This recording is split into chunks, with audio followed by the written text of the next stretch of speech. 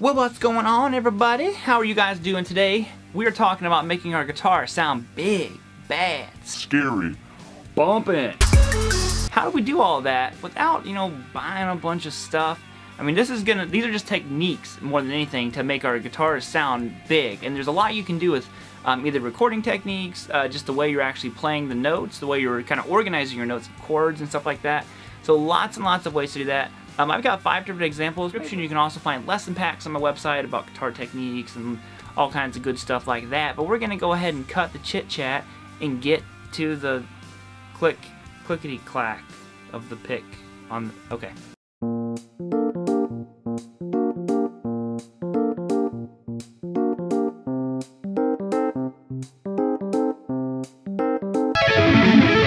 Shall we begin? So here's our riff that we're going to be working with to try to make sound bigger. So we're going to go like this.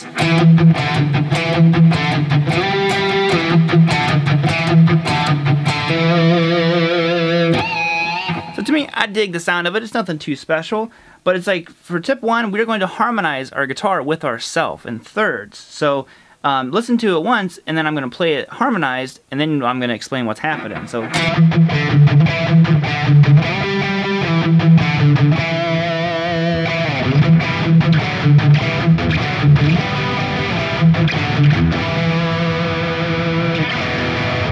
So what am I doing? Because to me that second one definitely sounds bigger. Like I said, I'm harmonizing the guitar with itself. So how you do that is you definitely want to know the scale. So I'm playing the same notes. I'm just going to 7 to 5 on the A string. 7, and I'm muting that A string. Back to 7, and I slide up to 10.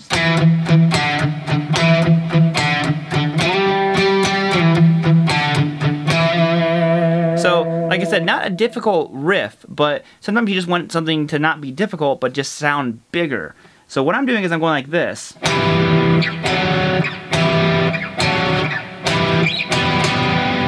And what that's actually doing is harmonizing with itself in thirds. So if you were to play this E note, move up a third, that would be a G note. That's our third right there. So 1, 2, 3 notes up in the scale.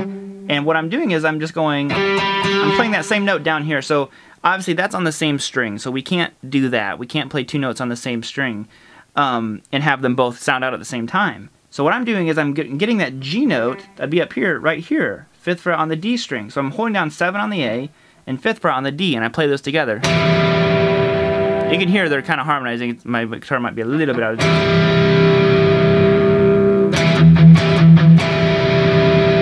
There we go.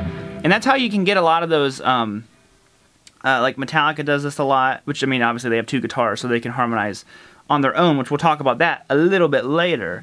But this is just one way to do it. So like I said, I'm holding down 7 on the A and 5 on the D. Now to harmonize with that D note, 3 notes up in the scale would be our F sharp note. So I'm holding down 5th fret on the A and 4th fret on the D. That's an F sharp note right there. And this is all about just, evaluating what notes you're playing and what notes you need to play. And then to harmonize with this one up here, the G note needs to move up 3 notes in the scale. So I need to have a B note. So we're going to go to 9 on the D, which is a B note. So we're going to go. So there now, and you can do this with anything. If you know your scale, and once you know your scale, you don't have to like map it out quite like this. Like it's easy just to grab the note. Oh, as I mess up.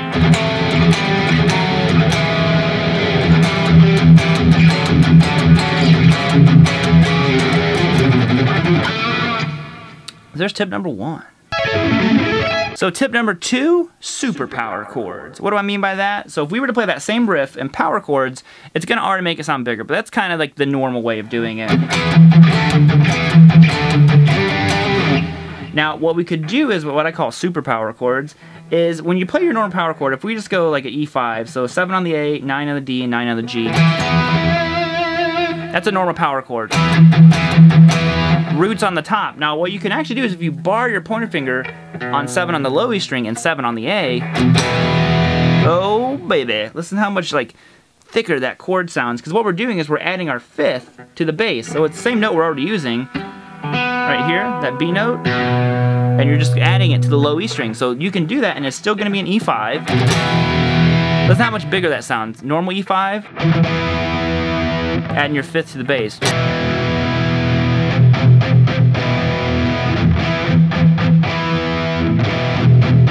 Probably clipping my audio right now.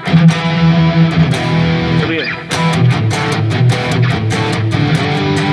doesn't necessarily work the best for this riff, but it's a good idea to have if you just want like a super fat full chord instead of just going like E5, E5, E5. Tip numero 3 is add open strings if you can. So sometimes you can get away with just adding some open strings to your riff. So like this one would sound really cool if we just added that open low E string over top of this.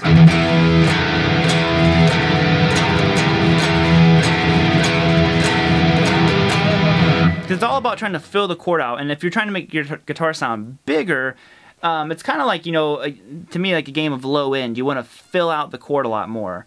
And so like this one that happens to be out of the key of E, you could do things out of the key of A, and it would work out great too. Hopefully not with a whammy bar, because then when you bend the string, it pulls your open string out of tune. But all I'm doing is the same exact riff, just was a 7 on the A, 5 on the A. But I'm adding that open low E string on top of it. Instead of muting it, I'm adding it together.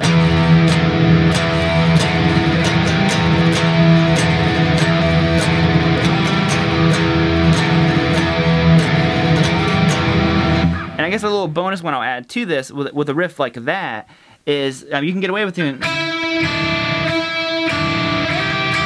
Sometimes if you start small, like a quieter kind of riff, and then you go to like a heavier one like that, it can make your guitar sound even bigger than what it did before. So if we started the riff like... And there's a section of the song where it goes... Then you go back to the heavy one. I didn't do anything different, it was what was before, it was quieter. That's how you get louder without increasing your volume.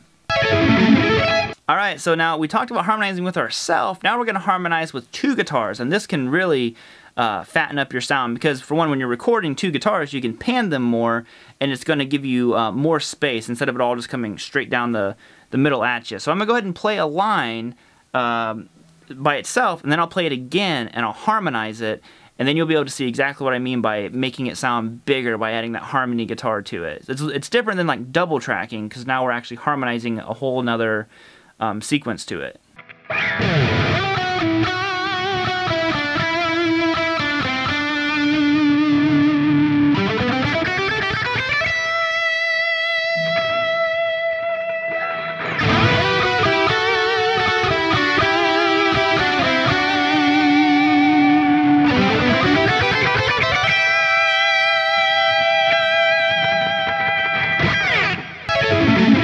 And the 5th and final one that I wanted to add was just more of like a dynamic side of your playing, and that is adding palm muting to stuff. So so many of these tricks, you know, can be done through either recording or just the way you're playing the notes, stuff like that. And this is definitely one, but this is more like a right hand kind of thing. So when you're adding palm muting, so we'll take a simple like scale run.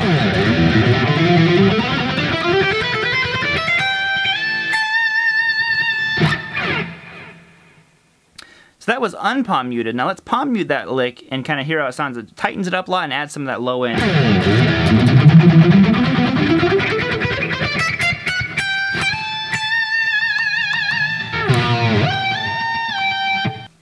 So to me, that palm muted one adds a lot to it, you know.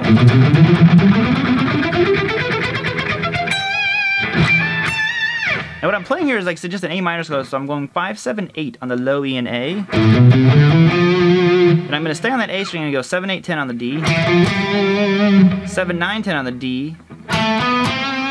So go up here to 9, 10, 12 on the D, 9, 10, 12 on the G.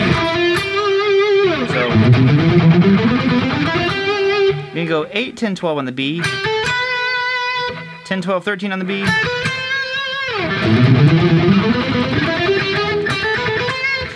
12, 13, 15 on the B, and then 12, 13, 15 on the high.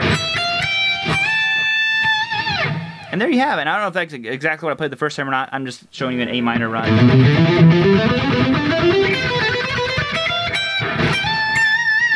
But that palm muting adds so much to it.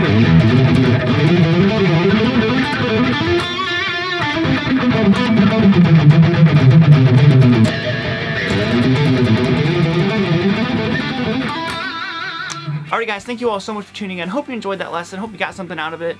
You know, these aren't like super revolutionary techniques or anything like that, but they're always helpful. You know, sometimes when I was, you know, learning guitar, I would see videos like this, and there would be like little bits and pieces of stuff that I was like, oh, you know what, I didn't know that.